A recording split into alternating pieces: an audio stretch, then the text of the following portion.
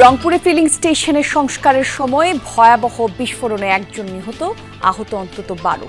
ক্ষতিগ্রস্ত আশেপাশে স্থাপনা সহ যানবাহন। আবার দিয়ে আসতেছি, আসিয়ে দিয়ে একটা শব্দ হইলো, হওয়ার পরে দুইটা দেখেছি, দুইটা নাইট ক্রস গ্লাস ভাঙি, দুইটা মেয়ে উড়ে এই পাশে চলে গেল। যখন পান্ডা বিস্ফোরণ হয় তখন এখানকার সিকিউরিটির যে দায়িত্বে ছিল তার অবস্থা আশঙ্কাজনক।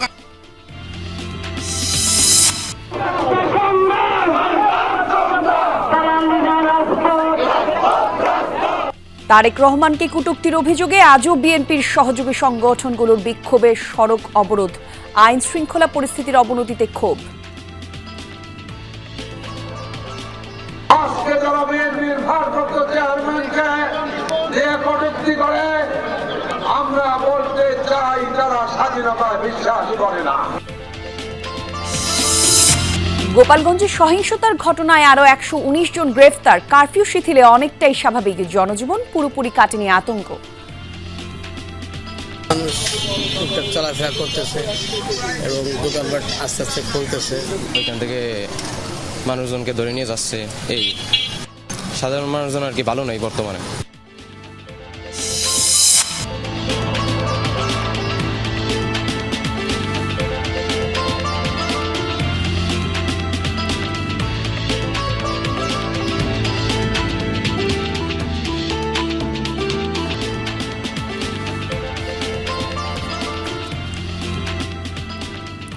আমন্ত্রণ বিরতিহীন সংবাদ সারা দেশে, সঙ্গে আমি জান্নাতুল কলি আছি। শিরোনামগুলো দেখছিলেন দর্শক। কক্সবাজারে পদযাত্রা শেষে বান্দরবন যাওয়ার পথে চকরিয়ায় এনসিপি নেতাদের স্থানীয় বিএনপি নেতাকর্মীদের মধ্যে উত্তেজনা চলছে। সেখানে আমাদের বিশেষ প্রতিনিধি আখলাকুস সাফা আছেন, সরাসরি যোগ দেবেন।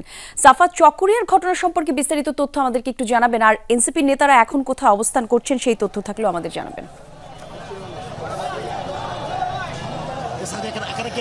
এনসিপি নেতারা কক্সবাজারে যে পদযাত্রা এবং পথসভা, সেই পথসভা শেষ করে বান্দরবনের দিকে যাচ্ছিল। ঠিক এ সময় আমরা যেটি দেখলাম, অর্থাৎ পথসভায় এনসিপি নেতা নাসিরউদ্দিন পাটোয়ারির একটি বক্তব্যকে কেন্দ্র করেই কিন্তু এই উত্তেজনা তৈরি হয়েছে। এখানকার যে জেলা বিএনপির নেতাকর্মীরা রয়েছেন এবং আহ্বায়ক নিজেও রয়েছেন, তারাও কিন্তু যে বিষয়গুলো বলছেন সেটি হচ্ছে যে বিএনপি নেতা সালাউদ্দিন আহমেদকে ইঙ্গিত করে যে বক্তব্য দিয়েছে নাসিরউদ্দিন পাটোয়ারি, সেই বক্তব্য এক্সপান্স করার জন্য তারা বলছেন এবং হচ্ছে যে বিক্ষুব্ধ যারা আছেন, এই বিক্ষুব্ধ মানুষজন তারা বিক্ষোভ প্রকাশ করছেন, কিছুটা সড়ক অবরোধ করার চেষ্টা করেছেন ঠিক যেই সময় এনসিপি নেতারা তাদের গাড়ি ভর্তি যাচ্ছিল। এরপর আমরা যেটি দেখলাম সেটি হচ্ছে সেনাবাহিনীর যে সদস্যরা, তারা এখানে বড় একটি টিম, তারা এখানে এসে পরিস্থিতি নিয়ন্ত্রণ করে এবং সড়কের উপরে যারা দাঁড়িয়েছিলেন তাদেরকে সবাইকে সড়কের একটি সাইডে তাদেরকে নিয়ে আসেন এবং এখনো পর্যন্ত এখানেই দাঁড়িয়ে কিন্তু তারা বিক্ষোভ প্রদর্শন করছেন এবং তারা বলছেন যে কক্সবাজারে বিএনপি নেতা সালাউদ্দিন আহমেদের বিরুদ্ধে যে বক্তব্য দেওয়া হয়েছে এবং তাকে ইঙ্গিত করে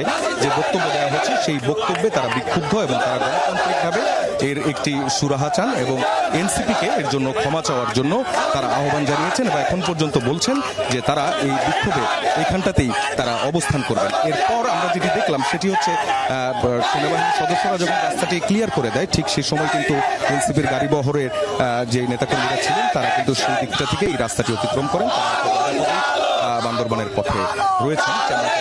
কিন্তু তারপরও সড়কের পাশে কিন্তু বিএনপি নেতাকর্মীদের যে অবস্থান, সেই অবস্থান কিন্তু লক্ষ্য করা যায় এবং তারা বিক্ষুব্ধ হয়ে এই কথাগুলোই বারবার করে বলছেন। বিক্ষোভের কারণ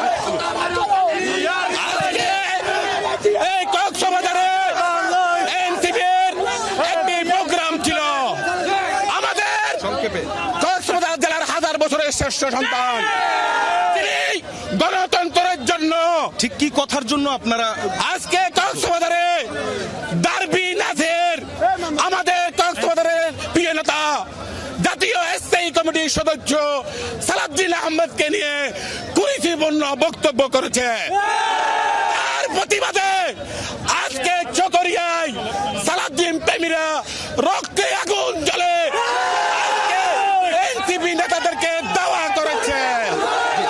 সে স্পষ্টভাবে বলতে চাই, আগামীতে যদি এরকম দুঃসাহস দেখালে আপনাদেরকে বুঝতে পেরেছি। উনি মূলত নাসিরউদ্দিন পাটোয়ারি যেটি বলেছেন সেটি হচ্ছে কক্সবাজারে নতুন করে কোনো গডফাদার তৈরি হতে দেওয়া হবে না। নারায়ণগঞ্জের শামীম মুসকান তিনি এমনটা বক্তব্য দিয়েছিলেন, যে বক্তব্যের পরে কিন্তু এই বিক্ষোভ। জি সাফা, ধন্যবাদ আপনাকে। রংপুরে একটি ফিলিং স্টেশনে মেরামতের সময় ঘটল ভয়াবহ বিস্ফোরণ। এতে একজন নিহত এবং অন্তত 12 জন আহত হয়েছেন। ক্ষতিগ্রস্ত হয়েছেন আশেপাশের বাড়িঘর এবং দোকানপাট সহ বেশ কিছু যানবাহন। আর এই ঘটনার তদন্ত কমিটি গঠন করেছে জেলা প্রশাসন। যেন যুদ্ধ বিধ্বস্ত কোনো এলাকা। ফিলিং স্টেশনে বিস্ফোরণের পর এমনই ভীতিকর চিত্র। ক্ষতিগ্রস্ত আশপাশের স্থাপনাও। রংপুর নগরীর সিও বাজার এলপিজি ফিলিং স্টেশন। শনিবার দুপুরে সেখানে চলছিল সংস্কার কাজ। হঠাৎ ঘটে ভয়াবহ বিস্ফোরণ। ঘটনাস্থলেই নিহত হন সেলিম নামে একজন। আহতদের নেওয়া হয় হাসপাতালে। এটা শব্দ হইলো, হওয়ার পরে দেখেছি দুইটা নাইট ক্রস গ্লাস ভাঙি দুইটা মেয়ে উড়ে এই পাশে চলে গেল। শুধু এই পাম্পেই না, আশেপাশের যত বিল্ডিং, সদর উপজেলা আরো অফিস, এখানেও কয়েক কোটি টাকার মালের ক্ষয়ক্ষতি হয়েছে। মালিক নিজে উপস্থিত ছিল, ওনার ম্যানেজার ছিল, আর কর্মচারী যে 3-4 জন ছিল, এই টোটালি হচ্ছে 7-8 জন। এরাই হতাহত, এখন এনার মেডিকেলে অ্যাডমিট আছে। বিস্ফোরণের পর উড়ে যায় কূপের পাটাতন। ক্ষতিগ্রস্ত হয় আশেপাশের বেশ কিছু বাসাবাড়ি ও দোকানপাট। পাশেই মহাসড়ক থাকায় অন্তত 30টি মাইক্রো ও বাসেরও ক্ষতি হয়েছে। আশেপাশের বাড়ি ঘর, বিল্ডিং, আমাদের আসবাবপত্র, জিনিস, ভাগ্যিস যে বাসার আমরা মানুষগুলো ঘরে না থাকলে দুইটা মানুষ আমাদেরকে উড়িয়ে নিয়ে যাইতো। আমাদের পাম্পের সাথেই বাসা। আমার আব্বা গুরুতর আহত হয়েছে, তার মাথায়, হাতে, পায়ে সবখানে গ্লাস ভেঙে ঢুকে গেছে। ফায়ার সার্ভিসের ধারণা যান্ত্রিক ত্রুটির কারণে ঘটেছে বিস্ফোরণ। এতে মালিক পক্ষের গাফিলতি আছে কিনা খতিয়ে দেখছে পুলিশ। সেন্টারের যে স্থাপনা আছে কিছু ক্ষতিসাধন হয়েছে, আশপাশে বাড়িতে গ্লাস জাতীয় ক্ষতিসাধন হয়েছে। বিষয়টি তদন্ত সাপেক্ষে আমরা বলতে পারবো। আমরা এই বিষয়টি তদন্ত করছি, তদন্ত করে বলতে পারবো। এটা গ্যাসের চাপের কারণে বিস্ফোরণ করছে। মেরামত করতেছিল, প্রায় 100 ধরে বন্ধ আছে। ভাগ্য একটা ভালো যে গ্যাস ছিল না, গ্যাস থাকলে পুরো এলাকায় অগ্নিকাণ্ড ছড়িয়ে পড়তো। এ ঘটনায় 5 সদস্যের তদন্ত কমিটি গঠন করেছে জেলা প্রশাসন। নগরীর সিও বাজারবাসী আজ যেন বড় ধরনের একটি যুদ্ধের কম্পন দেখল, যা এখনো কানে বাজছে তাদের দাবি। এই গ্যাস কূপটিতে যদি গ্যাস থাকতো তাহলে বড় ধরনের জীবনহানির শঙ্কা ছিল আজ। সরকার, মাঝারুল মান্নান, যমুনা নিউজ, রংপুর। এ বিষয়ে আরো তথ্য আমরা জেনে নেব আমাদের সহকর্মী সরকার মাঝারুল মান্নানের কাছ থেকে। মাঝার, আপনার বানানো প্রতিবেদনটি দেখছিলাম, বলছিলেন সেখানে কমিটি গঠন করা হয়েছে এই ঘটনার বিস্তারিত কারণ জানতে। কোনো তথ্য পেয়েছেন কিনা, কি কারণে এই দুর্ঘটনাটি আসলে ঘটলো, আর বিস্ফোরণে যারা শারীরিকভাবে আহত হয়েছেন তাদের শারীরিক অবস্থা এখন কেমন?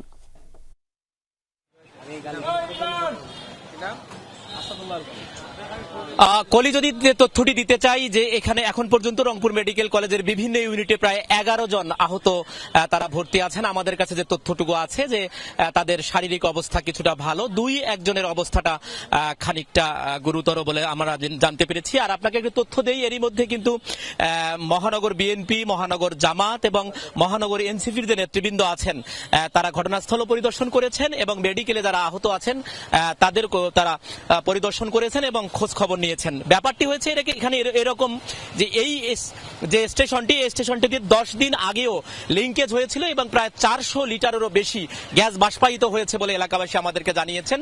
ঠিক তারপরে যখন মেরামতের কার্যক্রমটি চলছিল তখন মেরামতের কার্যক্রমে আসলে অবহেলা হয়েছে কিনা সেটি খতিয়ে দেখবেন কথা জানাচ্ছিলেন যে রংপুরের যে ভারপ্রাপ্ত জেলা প্রশাসক জনাব পরিমল কুমার সরকার। তিনি যেটি বলছেন যে 5 সদস্যের তদন্ত কমিটি গঠন করা হয়েছে এবং এই তদন্ত কমিটি এখানে কোনো অবহেলা হয়েছে কিনা, কি কারণে হলো, এই স্টেশনটির লাইসেন্স আছে কিনা, সব দিক তারা খতিয়ে দেখবেন এবং একই সাথে তারা 7 দিনের মধ্যে এই প্রতিবেদনটা জমা দেবেন, এই ধরনের কথা কিন্তু বলা হচ্ছে। আমি আপনাকে যে তথ্য দিতে চাই, এর মধ্যে যিনি মারা গেছেন তিনি ওই ইঞ্জিনিয়ারের সহকারী সেলিম তরঙ্গ নামে একজন মারা গেছেন এবং আর যারা এখানে এখন পর্যন্ত ভর্তি আছেন তার মধ্যে আমরা যতটুকু জেনেছি যে স্টেশনটির যে একজন মালিক জনাব বিপুল সহ সালেক শাহ, তারাজুল, আলমগীর, সোহেল, রিপুল, রফিক, সোহাগ, বকুল, মজিবর, সাদমান এবং একজন নারী রোজিও তারা এখানে ভর্তি আছেন এবং তাদের সুচিকিৎসা চলছে বলে হাসপাতাল কর্তৃপক্ষ আমাদেরকে জানিয়েছে। তবে এলাকাবাসীর পক্ষ থেকে যেটি বারবার বলা হচ্ছে যে একটি জনবহুল এলাকায় এ ধরনের একটি ত্রুটিপূর্ণ এলপিজি গ্যাস স্টেশন থাকা বা রাখা যায় কিনা এই প্রশ্নটি তারা তুলেছেন এবং জেলা প্রশাসনের পক্ষ থেকে বলা হচ্ছে সেটি তদন্ত করবে এবং এ ব্যাপারে প্রয়োজনীয় ব্যবস্থা গ্রহণ করা হবে। ধন্যবাদ আপনাকে মাঝার। নির্বাচন নিয়ে কোনো অনিশ্চয়তা নেই, প্রধান উপদেষ্টার দেওয়ার সময়ের মধ্যেই ভোট হবে, এমনটা জানিয়েছেন প্রধান উপদেষ্টার প্রেস সচিব শফিকুল আলম। ট্রেড এক্স কুমিল্লা বিশ্ববিদ্যালয়ে আয়োজিত অনুষ্ঠানে অংশ নিয়ে প্রেস সচিব আরও বলেন, সুষ্ঠু নির্বাচনের জন্য যে পরিবেশ দরকার সেটা আগে নিশ্চিত করা হবে। সবার জন্যই থাকবে লেভেল প্লেইং ফিল্ড। অতীতের যে কোনো নির্বাচনের তুলনায় এবার ভালো ভোট হবে বলেও আশা প্রকাশ করেছেন তিনি।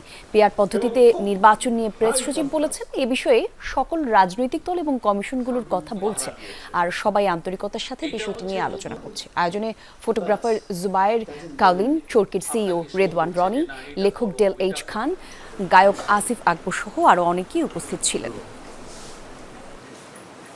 নির্বাচন নিয়ে কোনো ধরনের কোনো অনিশ্চয়তা নাই। নির্বাচন ভালো হবে, নির্বাচনের জন্য যে পরিবেশ সেটা ঠিক করা হবে এবং লেভেল প্লেইং ফিল্ড থাকবে। 8টা বিষয়ে অলরেডি কনসেনসাস এসেছে, 7টা বিষয়ে কথাবার্তা হচ্ছে, আর 3টা বিষয়ে এখনো সেরকম কথা হয়নি। বাট আমরা মনে করি যে প্রত্যেকটা বিষয়েই খুব ভালো একটা কংক্রিট রেজাল্ট আসবে। ভারপ্রাপ্ত চেয়ারম্যান তারেক রহমানকে নিয়ে অপপ্রচারের অভিযোগে আজও বিভিন্ন স্থানে বিক্ষোভ করেছে বিএনপির সহযোগী সংগঠনগুলো। কয়েক জায়গায় সড়ক অবরোধ করেছেন তারা। আইন শৃঙ্খলা পরিস্থিতির অবনতিতে ক্ষোভ জানান নেতাকর্মীরা, দাবি করেন একটি পক্ষ ষড়যন্ত্র করছে আর তাই দ্রুত সময়ের মধ্যে নির্বাচনের তাগিদ তাদের।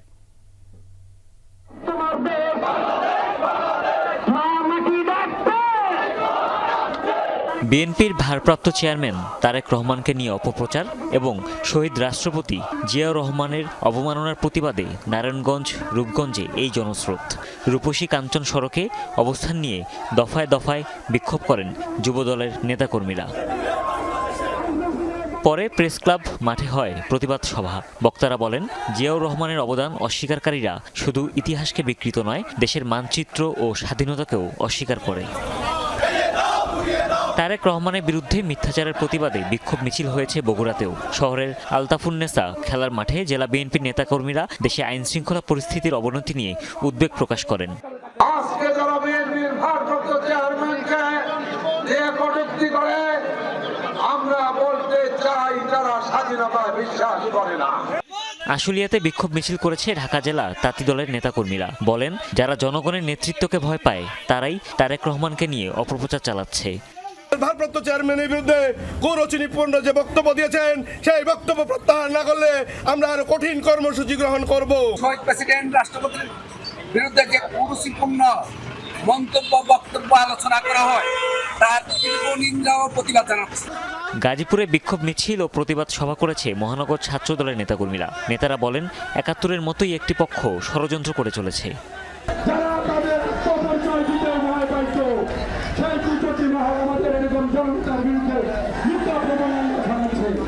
টাঙ্গাইল ও জয়পুরহাটে বিক্ষোভ কর্মসূচি পালন করেছে জাতীয়তাবাদী সামাজিক সাংস্কৃতিক সংস্থা জাসাস। গণতন্ত্র রক্ষায় দ্রুত নির্বাচনের তাগিদ উঠে আসে নেতাদের কণ্ঠে। অভিযোগ করেন, তারেক রহমানকে নিয়ে কুরুচিপূর্ণ স্লোগান দিয়ে পরিস্থিতি আরও উত্তপ্ত করার পায়তারা চলছে। এছাড়া চাঁদপুর, লালমনিরহাট, ঝালকাঠি সহ দেশে বিভিন্ন জেলায় বিক্ষোভ ও প্রতিবাদ কর্মসূচি পালন করে বিএনপির বিভিন্ন অঙ্গ সংগঠন। হুমায়ুন রশিদ, যমুনা নিউজ। গোপালগঞ্জের সহিংসতার ঘটনায় নতুন করে গ্রেফতার করা হয়েছে আরও ১১৯ জনকে। দিনভর কারফিউ শিথিল থাকায় অনেকটাই স্বাভাবিক জেলার সার্বিক পরিস্থিতি। তবে রাত ৮টা থেকে কাল ভোর ৬টা পর্যন্ত আবারও বলবৎ থাকবে কারফিউ। এদিকে চিরুনি অভিযানের কারণে গ্রেফতার আতঙ্ক সাধারণ মানুষের মধ্যে। শনিবার সারাদিনের জন্য শিথিল কারফিউ, তাই সাপ্তাহিক ছুটির দিনেও সকাল থেকেই খুলে বসেছেন দোকান, ব্যবসা প্রতিষ্ঠান। ৩ দিন পর ঘর থেকে বের হয়ে যেন স্বস্তির নিঃশ্বাস ফেলছেন গোপালগঞ্জ শহরের মানুষ। প্রাণ চাঞ্চল্য ফিরেছে সর্বত্র। আজকের অবস্থাটা স্বাভাবিক ভালো। শনিবার তো আমাদের মার্কেট বন্ধ থাকে শনিবার দিন গোপালগঞ্জ, সেই তুলনায় কেনাবেচা খারাপ না, ভালো। মানুষ টুকটাক চলাফেরা করতেছে এবং দোকানপাট আস্তে আস্তে খুলতেছে। কারফিউ না থাকলেও শহর জুড়ে টহল অব্যাহত রেখেছে সেনাবাহিনী। গুরুত্বপূর্ণ পয়েন্টে মোতায়েন করা হয়েছে অতিরিক্ত পুলিশ। নতুন করে সংঘাতের শঙ্কা কেটেছে জনমনে। দিনে স্বাভাবিক চলাফেরা থাকলেও ভর করেছে গ্রেফতারের আতঙ্ক। ওইখান থেকে মানুষজনকে ধরে নিয়ে যাচ্ছে।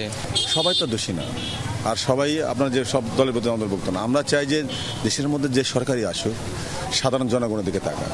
অনেক আতঙ্কেই কাটছে বিভিন্ন নিউজ দেখে। তো আজকে সকালে আবার গ্রামের বাড়িতে যাচ্ছি, আতঙ্ক নিয়েই যাচ্ছি। এলাকায় সবাই আতঙ্কেই আছে অনেক। অব্যাহত রয়েছে পুলিশের চিরুনি অভিযান। শনিবার নতুন করে গ্রেফতার দেখানো হয়েছে 119 জনকে। এ নিয়ে 3 দিনে গ্রেফতারের সংখ্যা গিয়ে দাঁড়ালো 283 জনে। বুধবারের সংঘাত সহিংসতার ঘটনায় গোপালগঞ্জ সদর, কাশিয়ানী, টুঙ্গিপাড়া থানায় দায়ের করা পৃথক 3 মামলায় আসামি প্রায় 1,500। বুধবারের সহিংস ঘটনা এবং এর পরে উদ্বুদ্ধ পরিস্থিতিতে সবচেয়ে বেশি বিপাকে পড়েছেন গোপালগঞ্জের এসব শ্রমজীবী মানুষ। তারা বলছেন অবস্থার উন্নতি হচ্ছে, এটি তাদের জন্য স্বস্তিদায়ক, কিন্তু খুব দ্রুতই স্বাভাবিক জীবনযাত্রায় ফিরতে চান তারা। আরিফুর রহমান সবুজ, যমুনা নিউজ, গোপালগঞ্জ। গোপালগঞ্জে নিহতের স্বজনেরা মরদেহ নিয়ে যাওয়ায় ময়নাতদন্ত হয়নি। প্রয়োজন হলে কবর থেকে তুলে ময়নাতদন্ত করা হবে জানিয়েছেন স্বরাষ্ট্র উপদেষ্টা জাহাঙ্গীর আলম চৌধুরী। দুপুরে হযরত শাহজালাল আন্তর্জাতিক বিমানবন্দরের 3rd টার্মিনাল পরিদর্শন শেষে সাংবাদিকদের সাথে কথা বলেন তিনি। উপদেষ্টা জানান, ঢাকা মেডিকেলে চিকিৎসাধীন অবস্থায় মারা যাওয়া আরেকজনের মরদেহ ময়নাতদন্ত হচ্ছে। এদিকে 3rd টার্মিনাল কবে চালু হবে তা নিয়ে কোনো তথ্য জানাতে পারেননি স্বরাষ্ট্র উপদেষ্টা। বলেন, 3rd টার্মিনাল চালু করতে ইমিগ্রেশন জনগণ কেমন লাগবে সেটা দেখার জন্য এসেছেন তিনি।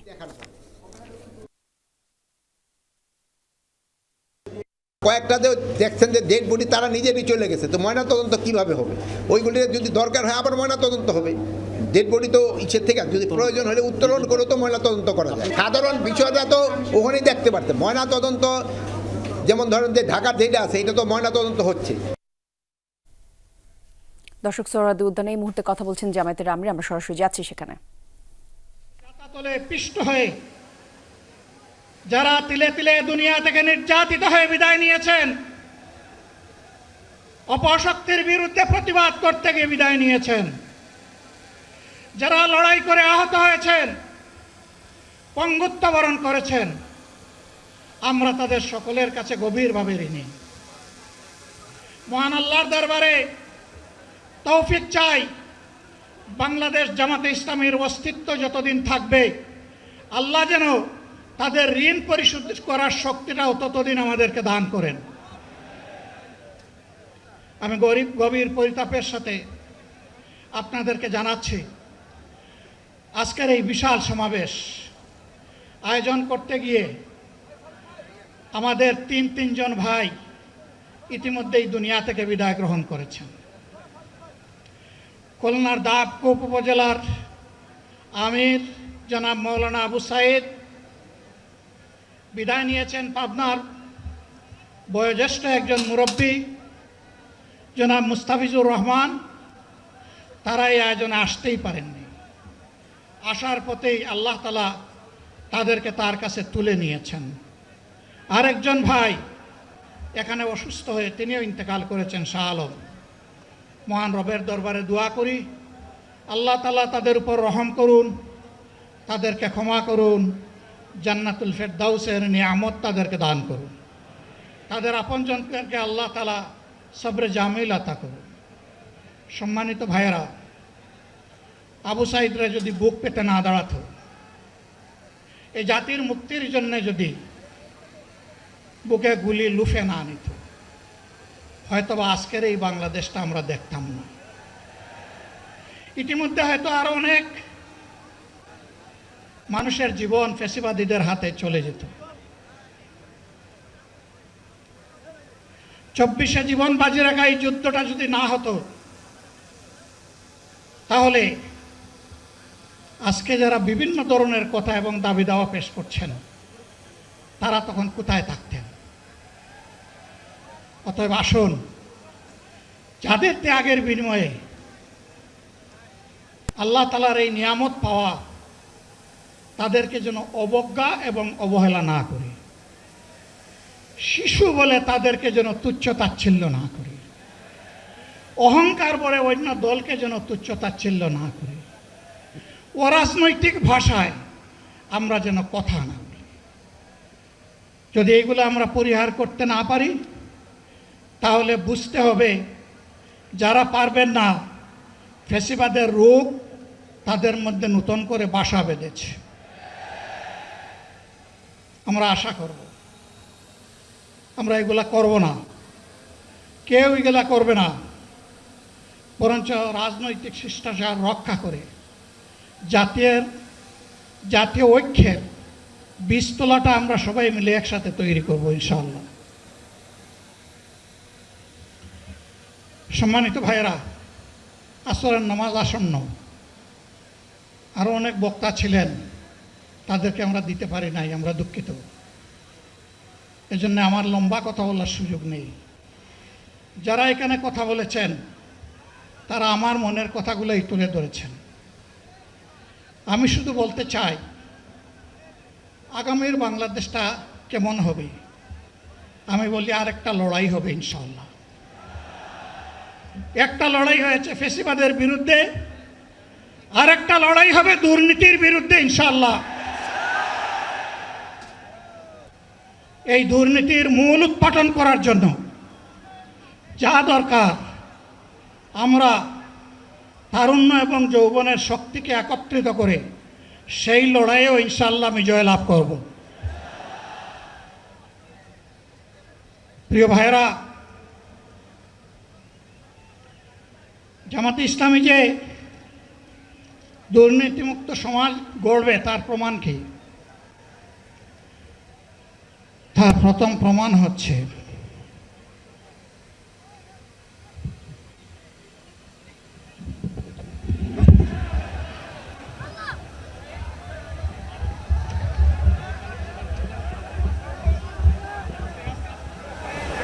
আপনারা অবস্থান করুন যার যে জায়গায়।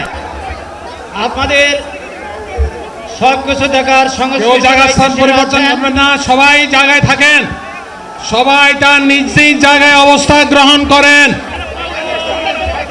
সবাই তার নিজ নিজ জায়গায় অবস্থান গ্রহণ করেন। আপনারা নিজ নিজ জায়গায় থাকুন, প্রয়োজনীয় দিক নির্দেশনা দেওয়া হবে। আপনাদের উত্তেজিত উদ্বেলিত হওয়ার কোনো কারণ নেই। মহান রাব্বুল আলামিনের একান্ত মেহেরবানিতে আমাদের প্রোগ্রাম আলহামদুলিল্লাহ, শুকরান, আলহামদুলিল্লাহ কাসিরান। সম্মানিত ভাইয়েরা,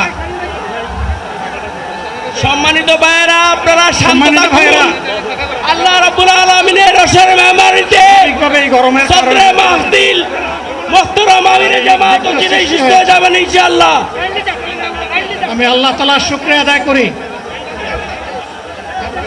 আল্লাহ তাআলার শুকরিয়া আদায় করি আবার আপনাদের সামনে দাঁড়াতে পেরেছি। আমি বলেছিলাম দুর্নীতিমুক্ত বাংলাদেশ ইনশাআল্লাহ সবাইকে নিয়ে আমরা গড়ব। আমরা কথা দিচ্ছি, বাংলাদেশ জামাত ইসলামী যদি আল্লাহ তাআলার মেহেরবানি এবং সরকার জনগণের ভালোবাসা নিয়ে সরকার গঠন করে, তাহলে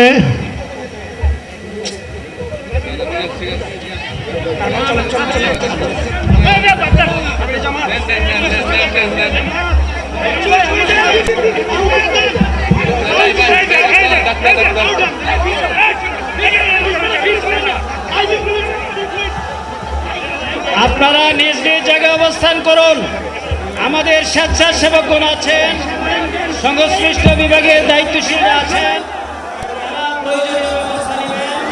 কারো মাইকের সামনে আসার দরকার নেই।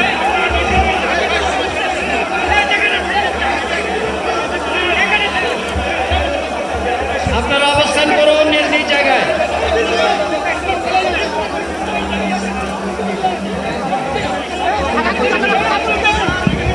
সবাই মেহেরবানি করে শান্ত হয়ে বসুন, শান্ত হয়ে বসুন, শান্ত হয়ে বসুন।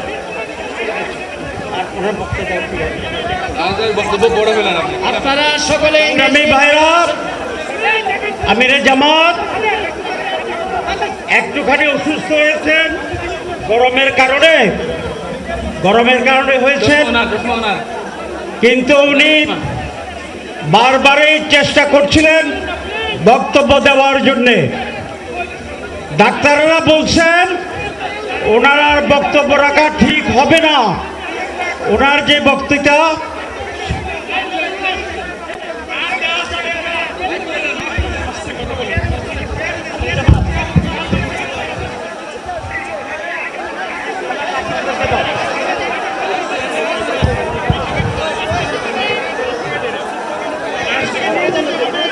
আপনারা নিজ নিজ আসনে উপবেশন করুন। সংগঠনের দায়িত্বশীলগণ প্রয়োজনীয় দিক নির্দেশনা দিবেন। আপনাদেরকে নিজ নিজ জায়গায় অবস্থান করার জন্য অনুরোধ করা হচ্ছে। এটা দেন না এখানে। আপনাদের এই ড্রোনগুলো আলহামদুলিল্লাহ আলহামদুলিল্লাহ। আরে আল্লাহ যত সময় আয়াত দিচ্ছেন, আল্লাহ যত সময় আয়াত দিয়েছেন তত সময় মানুষের জন্য লড়াই করবো ইনশাআল্লাহ। এ লড়াই বন্ধ হবে না। বাংলার মানুষের মুক্তি অর্জন হওয়া পর্যন্ত আমাদের লড়াই অব্যাহত থাকবে। বলছিলাম জামাতে ইসলামী যদি আল্লাহর ইচ্ছা এবং জনগণের ভালোবাসায় বাংলাদেশের মানুষের সেবা করার সুযোগ পায়, তাহলে মালিক হবে না, সেবক হবে ইনশাআল্লাহ। আজ আমি ঘোষণা দিচ্ছি, লক্ষ জনতাকে সাথে নিয়ে বাংলাদেশ জামাতে ইসলামী থেকে যারা আগামীতে সংসদ সদস্য হিসাবে নির্বাচিত হবেন, আরে আপনারা কথা বন্ধ করেন, আপনারা কথা বন্ধ করেন, সবাই বসে পড়েন, সবাই বসেন বসেন, কেউ দাঁড়াবেন না, সবাই বসেন। যদি আল্লাহর ইচ্ছায় জনগণের ভালোবাসায় বাংলাদেশ জামাতে ইসলামী থেকে সংসদ সদস্যরা নির্বাচিত হয়ে সরকার গঠন করেন, তাহলে কোনো এমপি, কোনো মন্ত্রী আগামীতে সরকার কিন্তু প্লট গ্রহণ করবে না। কোনো এমপি এবং কোনো মন্ত্রী ট্যাক্সবিহীন কোনো গাড়ি চড়বে না। কোনো এমপি এবং কোনো মন্ত্রী তার নিজের হাতে কোনো টাকা চালাচালি করবে না। কোনো এমপি এবং কোনো মন্ত্রী যদি তার নির্দিষ্ট কোনো কাজের জন্য বরাদ্দ পেয়ে থাকেন, কাজ শেষ হওয়ার সাথে সাথে বাংলাদেশের 18 কোটি মানুষের কাছে তারা তার প্রতিবেদন তুলে ধরতে বাধ্য হবেন।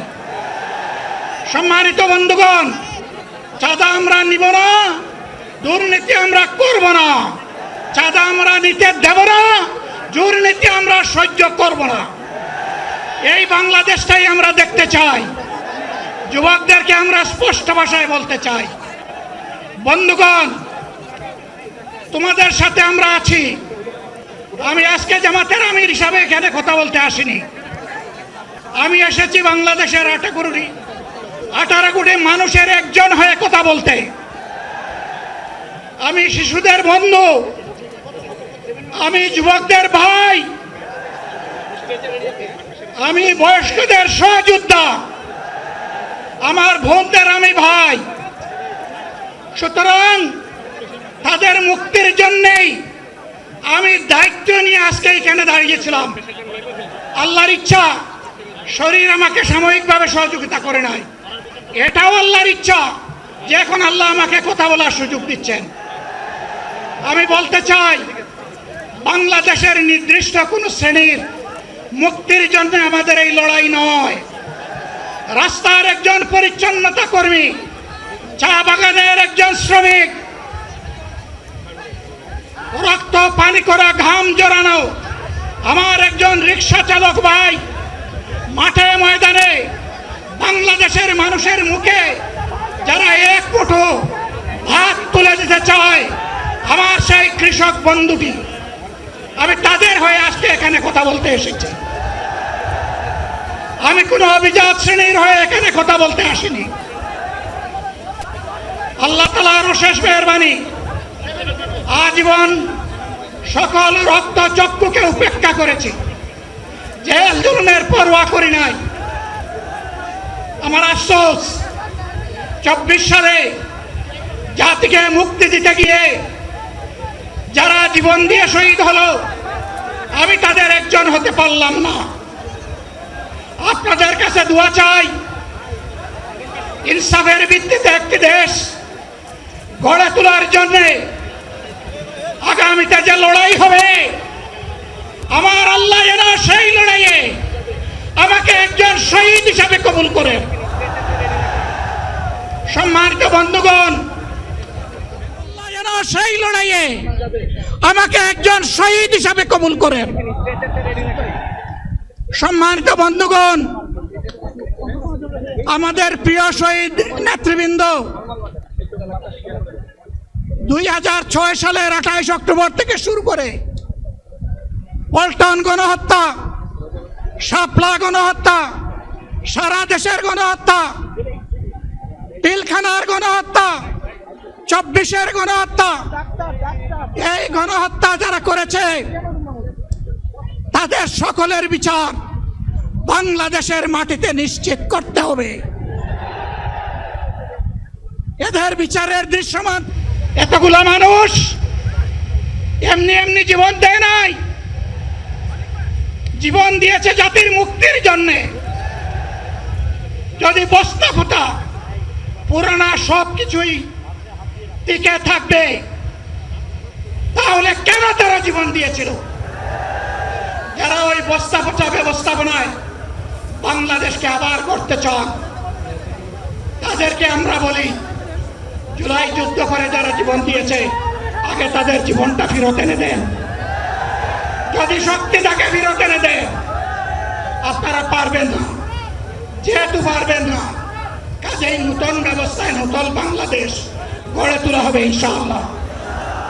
শিশু, কিশোর, যুবক, মা, বোন, শ্রমিক, ছাত্র, জনতা, ব্যবসায়ী, সবাইকে যেই দেশ, যেই সংবিধান, যেই রাষ্ট্র নিরাপত্তা দিতে পারবে, সেই নতুন বাংলাদেশ আমরা গড়ে তুলতে চাই।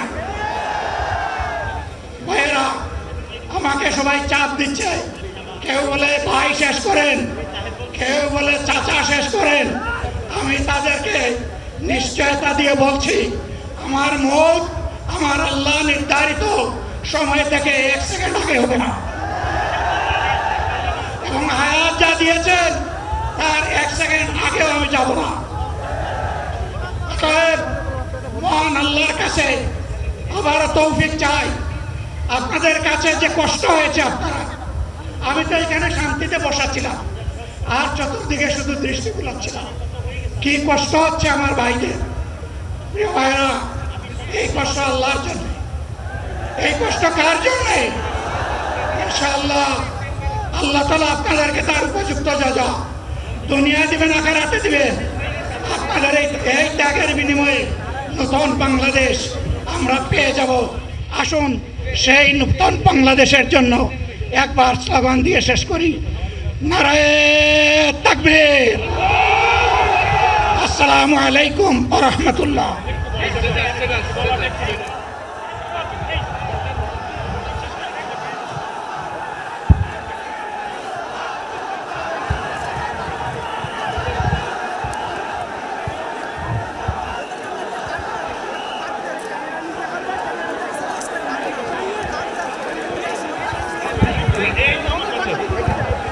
সংগ্রামী দেশবাসী,